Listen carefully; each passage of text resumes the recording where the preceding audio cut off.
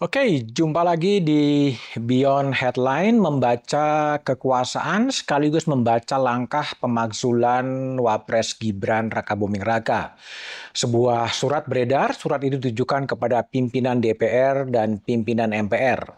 Surat itu ditandangani oleh Jenderal TNI Purnawirawan Fahru Razi, Marsikal TNI Purnawirawan Hanafi Asnan, Jenderal TNI Purnawirawan Tiasno Sudarto, dan Laksamana TNI Purnawirawan Slamet Subianto. Mereka adalah jenderal-jenderal purnawirawan yang pernah bertugas di Mabes TNI. Isinya adalah dorongan untuk memakzulkan Wakil Presiden Gibran Rakabuming Raka. Surat itu mungkin tidak akan mengubah peta kekuasaan, tetapi ia mengirim sebuah sinyal yang kuat demokrasi sedang menggugat jalannya sendiri. Pemakzulan diatur dalam konstitusi. Prosedurnya berat dan ketat. Sesuai pasal 7B ayat 1 Undang-Undang Dasar 45, usulan pemberhentian presiden atau wakil presiden dapat diajukan oleh DPR kepada MPR. Itu adalah tahap yang pertama. Tetapi sebelum itu DPR harus meminta kepada Mahkamah Konstitusi untuk memeriksa dan memutuskan apakah betul presiden dan wakil presiden benar-benar melakukan pelanggaran hukum yang memenuhi persyaratan untuk di-impeach. Untuk sampai pada proses ini tentunya tidak mudah. Bicara DPR adalah bicara soal konsensus elit, konsensus ketua umum partai politik. Kabinet Merah Putih sepenuhnya dikuasai oleh pemerintahan Prabowo Gibran. Yang berada di luar, Nasdem dan PDIP juga sudah mengungkapkan keengganannya untuk melanjutkan proses pemakzulan itu. Artinya kesepakatan politik di DPR untuk meminta MK akan sangat-sangat sulit.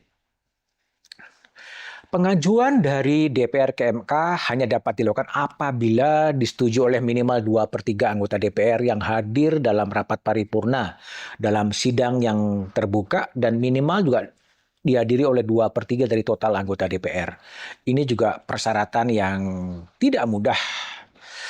Mahkamah Konstitusi jika kesepakatan itu disampaikan kepada DPR memang harus memutuskan dalam kurun waktu 30 hari apakah impeachment itu layak atau kemudian tidak layak.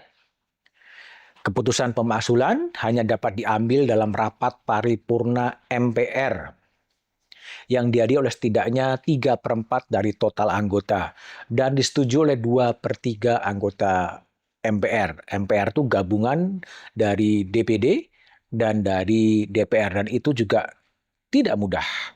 Sebelum keputusan diambil, presiden dan wakil presiden diberi kesempatan menyampaikan pembelaan di hadapan sidang MPR sebagaimana tercantum dalam pasal 7B ayat 7.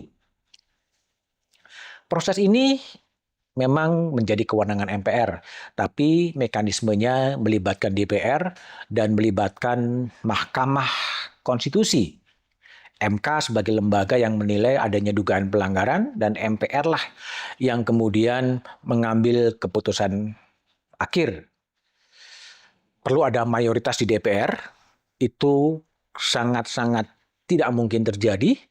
Lalu pengujian Mahkamah Konstitusi dan juga keputusan MPR.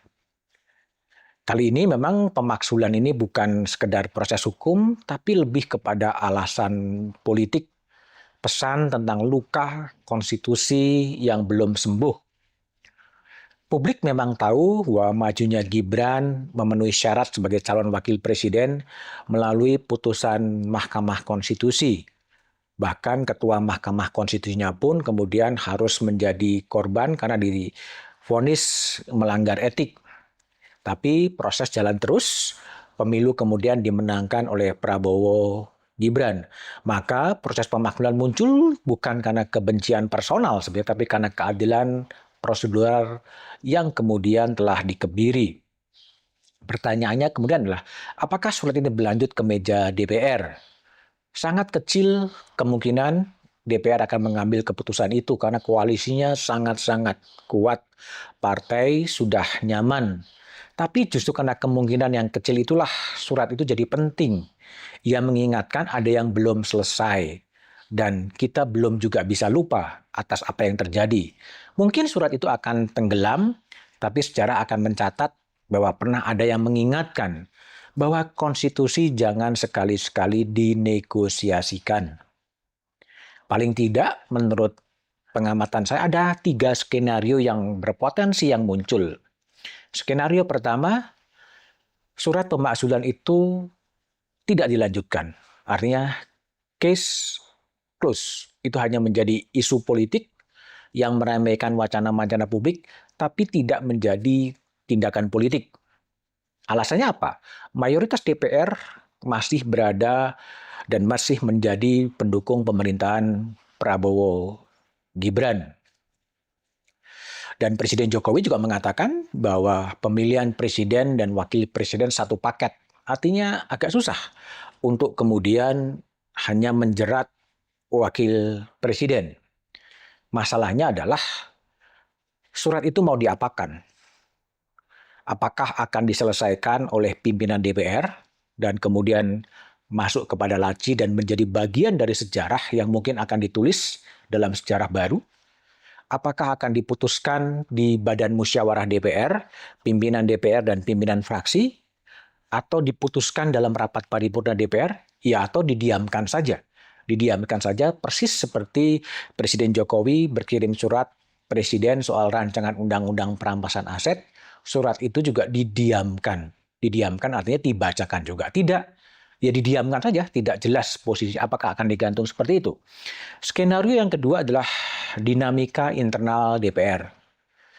Secara teoretik bisa saja anggota-anggota DPR itu mengambil inisiatif untuk membuat panitia khusus, membuat apapun, tapi saya tidak yakin ada keberanian dari anggota-anggota DPR untuk memanfaatkan surat itu untuk menjadi political movement. Anggota DPR telah kehilangan otonomi individualnya. Dia akan sangat tunduk kepada ketua fraksi, ketua umum, dan juga pimpinan DPR. Yang mungkin terjadi adalah surat itu menjadi alat negosiasi politik saja. Skenario yang ketiga, dan ini akan sangat-sangat susah, adalah pemakzulan serius masuk ke DPR dan Mahkamah Konstitusi. Butuh 2/3 suara DPR dan 3/4 suara MPR. Ini sesuatu yang sangat sulit dan hanya mungkin terjadi jika ada elite division. Akan menjadi ujian besar terhadap ketahanan konstitusi dan sistem presidensial kita. Jika memang kemungkinannya kecil, lalu buat apa surat itu dibuat?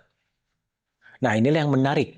Tentunya yang pertama yang tertangkap adalah ada kecewaan politik dan moral terhadap putusan MK ketika meloloskan persyaratan calon wakil presiden. Ada tekanan dari masyarakat sipil, akademisi, dan sebagian elemen-elemen parlemen yang tidak muncul. Tapi bisa juga ini adalah upaya menguji sistem ketatanegaraan yang dianggap lumpuh oleh kekuasaan elektoral dan bukan sekedar gertakan politik, tapi bisa menjadi upaya membangun narasi delegitimasi terhadap wakil presiden. Dan itu akan bermuara pada kontestasi menuju pemilu 2029. Lalu apa sebaiknya dikerjakan? Jangan hanya melakukan konsolidasi di level elit, tapi perhatikanlah nasib rakyat. Krisis geopolitik mengancam yang bisa mengubah landscape dunia kapanpun, PHK yang begitu besar, kesenjangan sosial yang begitu melebar, kehancuran lingkungan, ekosida yang mengancam bumi ini, kasus Raja Ampat adalah salah satu contoh, korupsi dan nepotisme yang selalu dan terus terjadi, dan sebaiknya fokus pada kesejahteraan rakyat, pada pendidikan yang menekankan kepada karakter dan integritas orang-orang Indonesia. Ini adalah membaca kekuasaan, karena demokrasi bukan hanya soal siapa yang menang, tapi orang yang berani bertanya bagaimana caranya untuk bisa menang?